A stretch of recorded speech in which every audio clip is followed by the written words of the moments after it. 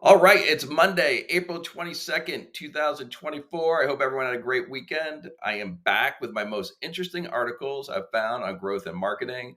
Today we have four great articles to cover. First, Dave Kellogg, who usually has something very interesting to say, talks about whether your company has a faux focus. Two, Udi Ledergor, who is chief evangelist of Gong, talks about brand is more than just marketing.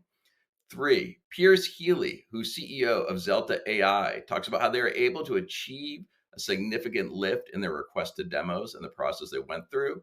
And Michelle Taite, who's CMO of Mailchimp, talks about how they integrate AI into their marketing department. So let's jump in. Okay, let's get started with this article by Dave Kellogg, who, as I mentioned, usually has something very interesting to say. And he starts off with how to detect if your startup has a faux focus. And he says, focus is like baseball, hot dogs, apple pies, and Chevrolet. Needed, timeless, everyone's in favor. But alas, when you drill in, the conversation often goes something like this. Dave says to the CEO, what are you focused on? Mid market.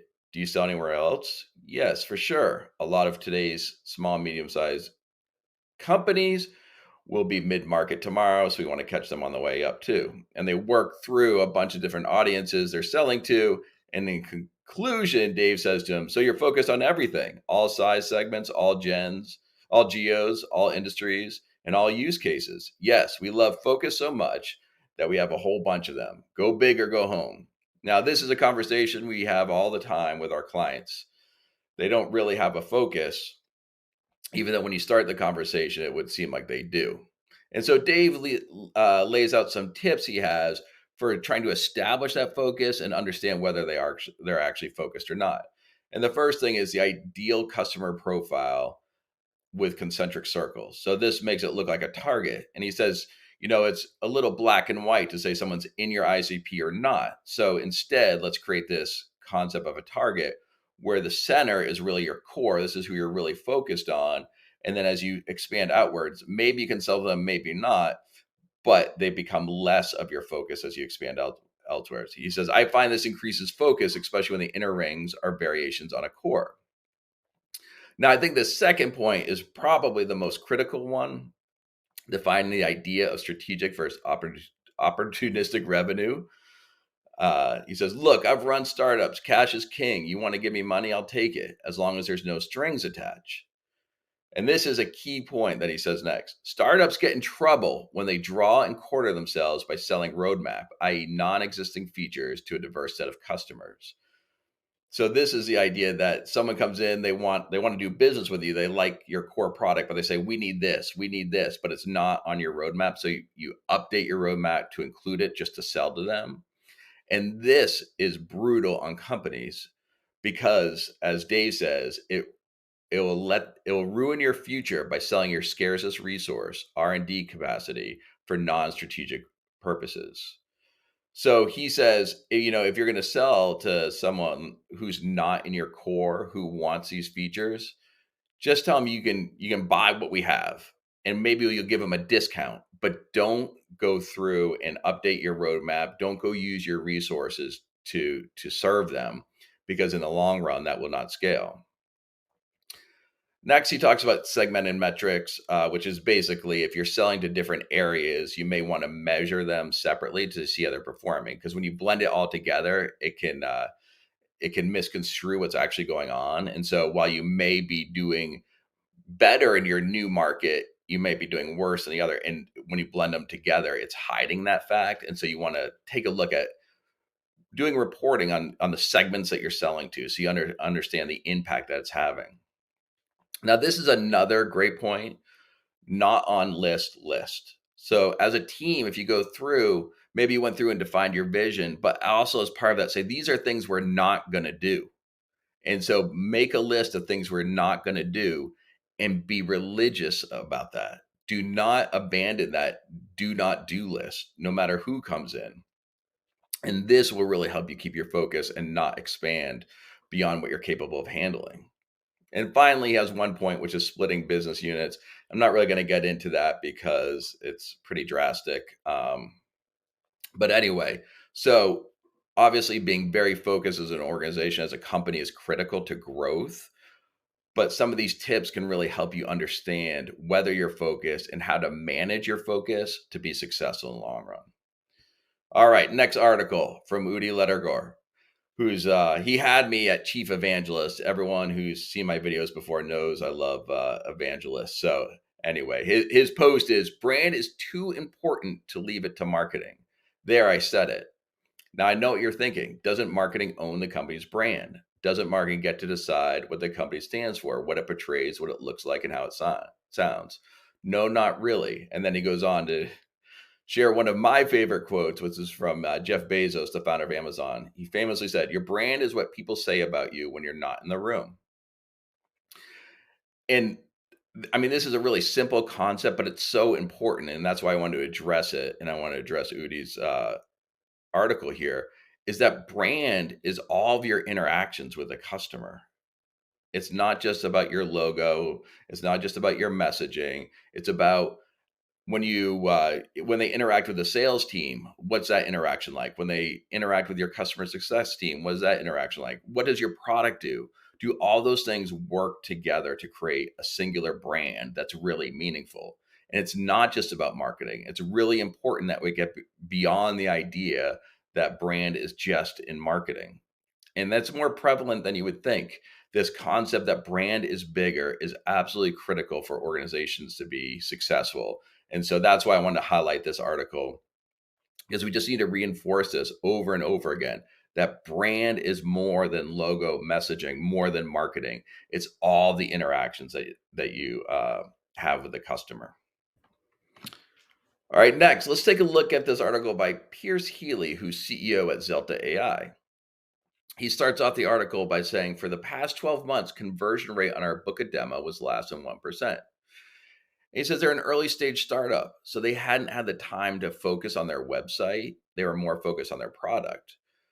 But as I said in earlier videos, 100% of your prospects interact with your website. So you really need to prioritize that. And so they started going through this process to understand how people viewed the Zelta AI website and what they did. And so the takeaways he had from that initial group was our website messaging on product benefits was not grounded in the actual words customers used to describe their goals. Prospects had questions and anxieties that were not being answered on our website content. So he got some initial insight from these first 5 interviews, but then he went through and did something interesting, which was they looked at all their call recordings in Gong. I guess this is a Gong episode since Udi in the previous article is chief evangelist for Gong. And they loaded them into the Zelta AI system, which allows team to scalably extract insights from sources like Gong. And so they want to understand how prospects are actually talking about Zelta. And they applied those findings against this framework that was developed by Matt Lerner, push, pull, anxiety, inertia. So he says this analysis gave us 1,000 quotes from real people in our market discussing their struggles and anxieties.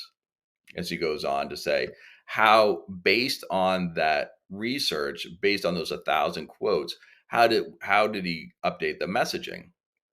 And so the results were, after updating their website, after publishing this new messaging to our site, the result has been astounding. 59 inbound demo requests in March, a 10x increase versus February versus our best growth month ever. And he actually provides this chart where you can see this increase in demo requests after they made the updates. And he goes on to say, in one of the a commenter asked a question about whether this was an increases traffic as well. And he said, no, actually traffic was down. So this is definitely a conversion rate increase. The reason why I want to share this is because, yes, I think the process is very interesting. We've definitely found updating messaging to use the same language your prospects are using can be very beneficial. But I also want to just talk about this post in general because this is something that I'd like to see more of on LinkedIn. He talks about their process. And so the question is, can we replicate this? If I read this article, could I replicate this? And so he talks about specifically the process they went through. So, yes, my company could go through a similar process. Take a look at sales calls, update the messaging, use that framework. So, yes, we could replicate this process. And then he talks about what the results were. a 10x increase in February, and he provides the data.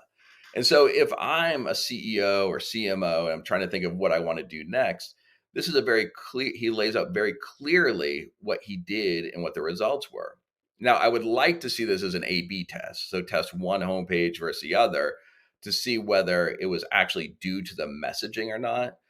But in terms of understanding whether this is something that could be replicated and how to replicate it, yes, you could do that. So if anyone's out there and actually goes through these steps and replicates it or attempts to replicate it, I'd love to hear the results. So please, if you go through and try to increase your requested demos using a similar process, let us know the results.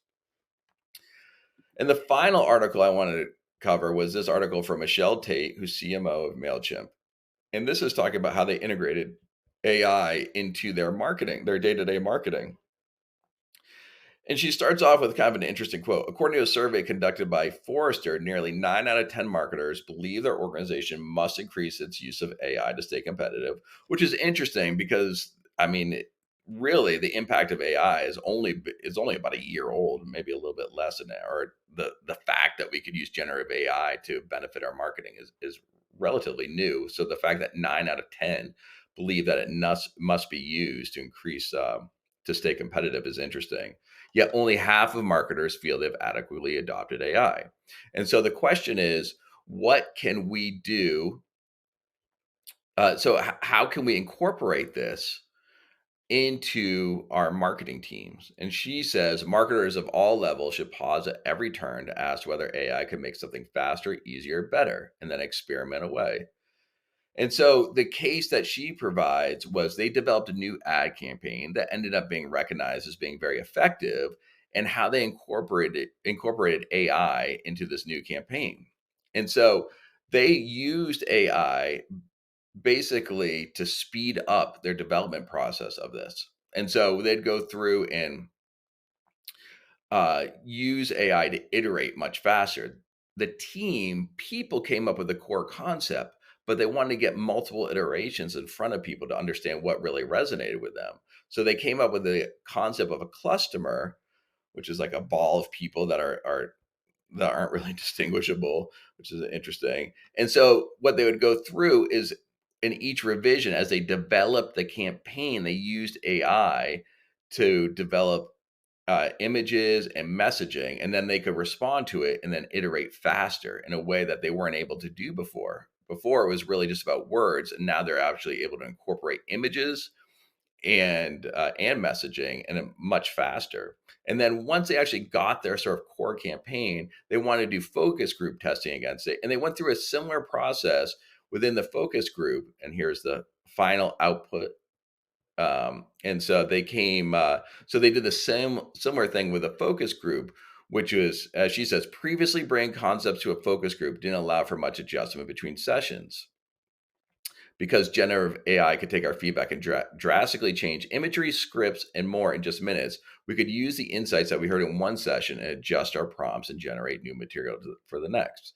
So I think this is an interesting case of using AI within the marketing department, and something that I think we could all do. I think one of the challenges with AI is that we're limited by our imagination on how to use it. And so finding use cases, seeing how they actually use AI within their process can help inspire us and know how else we could use it. So this is an idea that I think we should all try out. I'm going to try it out and see this iterative process and developing campaigns to see how much more effective we can be. And like I said, this campaign ultimately was recognized for its success. So anyway, that's 4 articles. Hope you enjoy them. Hope you found it beneficial. Let me know if you have any questions or comments. Leave them in the comments below, and I will see you tomorrow.